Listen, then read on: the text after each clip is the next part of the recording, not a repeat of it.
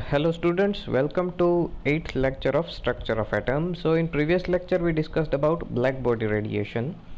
So black body is a substance which can absorb any amount of energy and it can emit any amount of energy. But according to Max Planck, he suggested that substance, practically he observed also, substance can absorb or emit fixed amount of energy. Minimum certain amount of energy must be absorbed or emitted. As we discussed example of staircase, suppose the height of a step in a staircase is 10 centimeters. So first step will be 10 centimeter meter higher than the ground, next will be 20, 10, 30 and so on. So the person can stand on the height of either 10 centimeters or 20 centimeters or 30 centimeters from the ground, but it cannot stand in between. So same thing is applicable with matters or substances. It can absorb some fixed quantity of energy which is known as quantum. So now let us move on our next point, photoelectric effect. In 1887, H. Hertz performed a very interesting practical. Basically, he exposed certain metals, to the beam of light, and those metals started ejecting electrons or electric current. So this practical is mentioned as photoelectric effect. So phenomenon is mentioned in figure 2.9.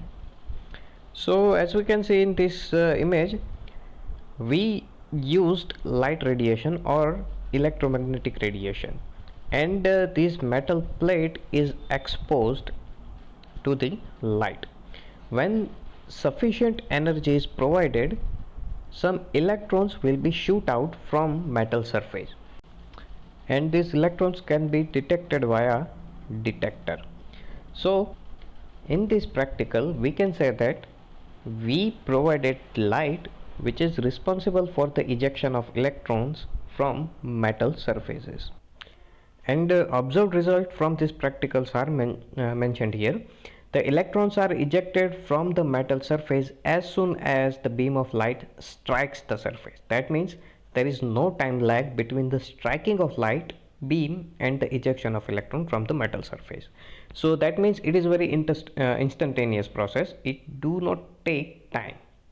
Next point is number of electrons ejected is proportional to the intensity of brightness of light. If you are applying more bright light of the same color, then more electrons will be ejected. And if you are providing less intense light of the same color, that means let us say we are using yellow color light. So if you are using comparatively strong beam of yellow color, then more number of electrons will be ejected. And if you are using less intense beam of the same color and same wavelength, then less number of electrons will be ejected. Third point is, from each metal there is a characteristic minimum frequency V0, also known as threshold frequency, below which photoelectric effect is not observed. At a frequency V is greater than V0, the ejected electrons come out with a certain kinetic energy. These kinetic energies of those electrons increases with the increase of frequency of light used. That means, suppose our threshold frequency V0, let us give it a number, it is 10. Okay, so if we are using electromagnetic radiation having frequency less than 10, let us say 9, no ejection of electron will be observed. If we are applying exactly 10, then ejection of electron will be observed. That means if we are using V is equal to 10, then ejection of electron will be observed, and ejected electron will have zero energy, because all of the provided energy is used for the ejection of electron.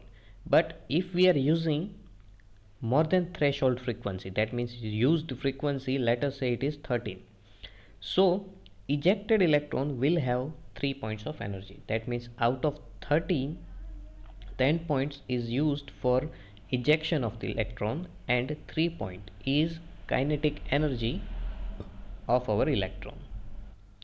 So if we are using comparatively higher frequencies, you will get comparatively more energized electrons ejected from the metal surface. So all of the above results could not be explained on the basis of law of classical physics. So classical physics is based on Newton's law, and as mentioned earlier, our daily life objects follows classical mechanics, but microscopic objects like subatomic particles, electrons, protons and neutrons, they do not follow classical mechanic rules. Okay, so according to later, the energy content of the beam of light depends upon the brightness of the light. In other words, number of electrons ejected and kinetic energy associated with them should depend on the brightness of light. It has been observed that though the number of electrons eject does depend on the brightness of light, kinetic energy of electrons does not. That means, suppose we are using same wavelength of light in two different situations. One brighter light and other we have comparatively dull light, but both of them uses exactly the same wavelength of light. Let us say we are using red light. Okay, so we have two different beams of red light. In first case A, we are using comparatively brighter light. So what it represents? It represents we have comparatively more number of waves in it. Although all of them are equal in wavelength, but number of rays or number of electromagnetic waves are comparatively more.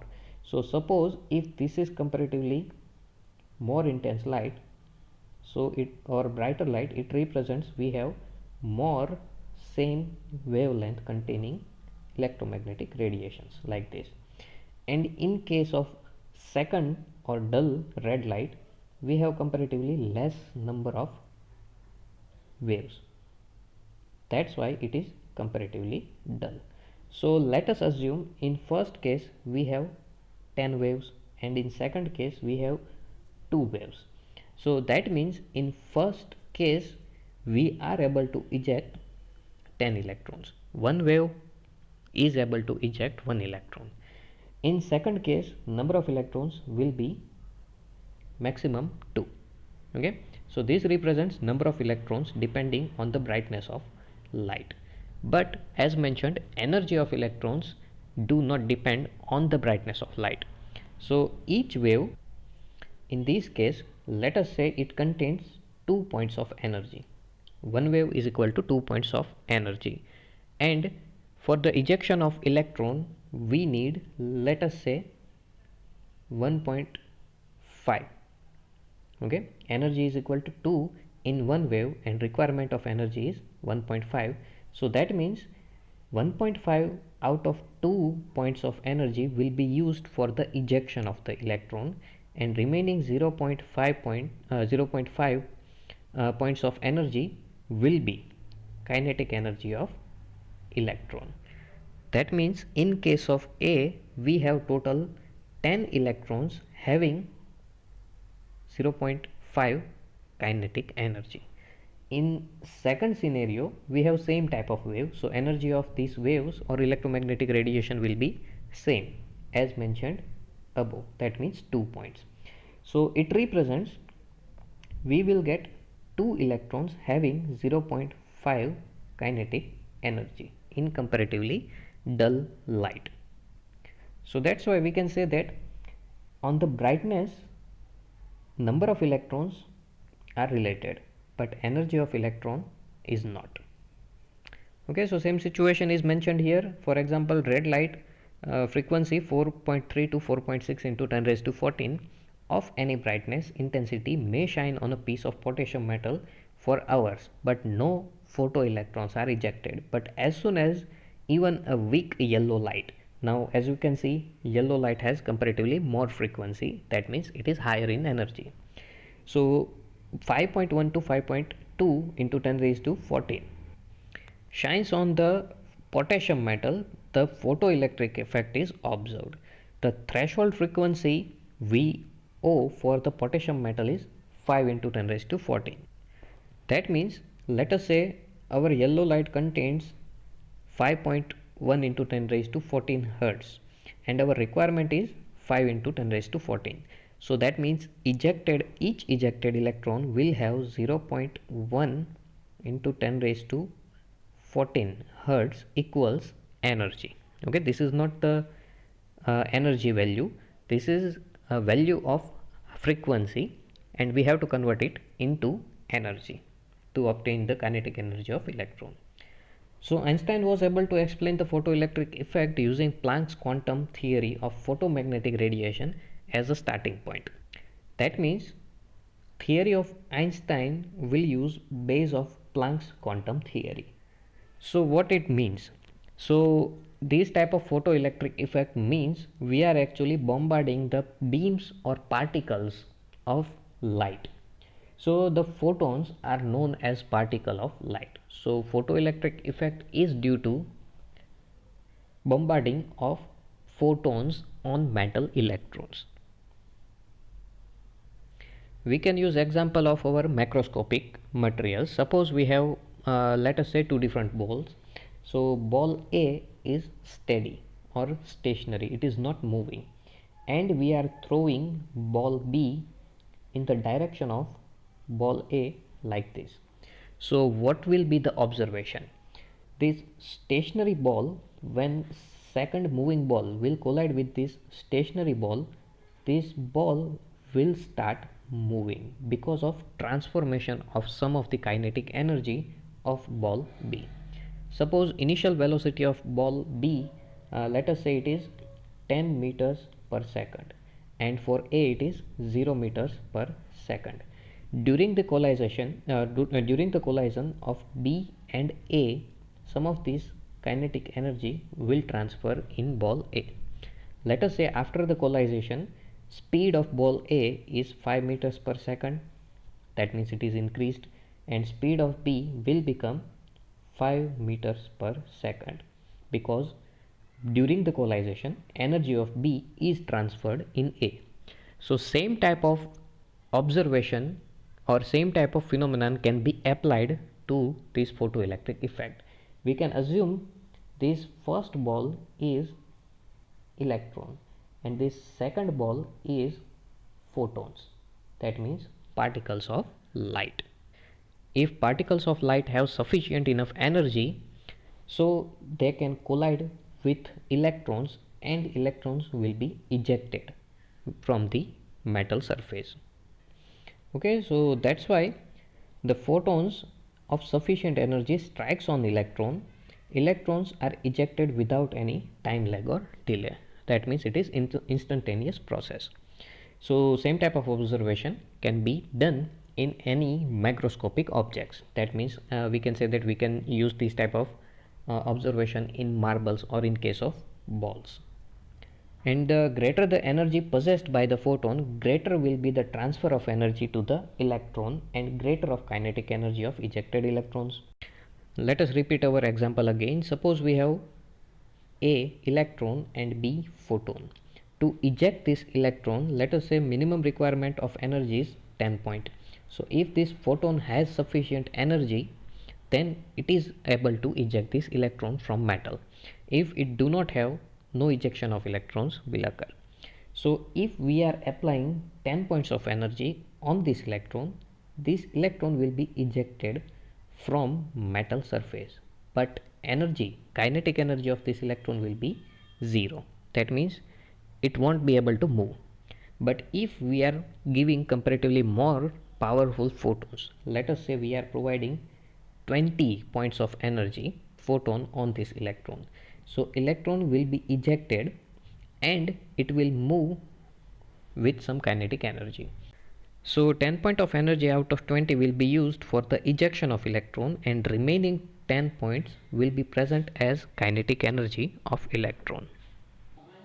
So the energy of photon or electromagnetic radiation is equal to hv, because E is equal to hv equation we discussed earlier, and the minimum energy requirement for the ejection of electron is equal to hv0, because threshold energy frequency is v0. So that means v0 energy of v0 is equal to h into v0, also called the function w0.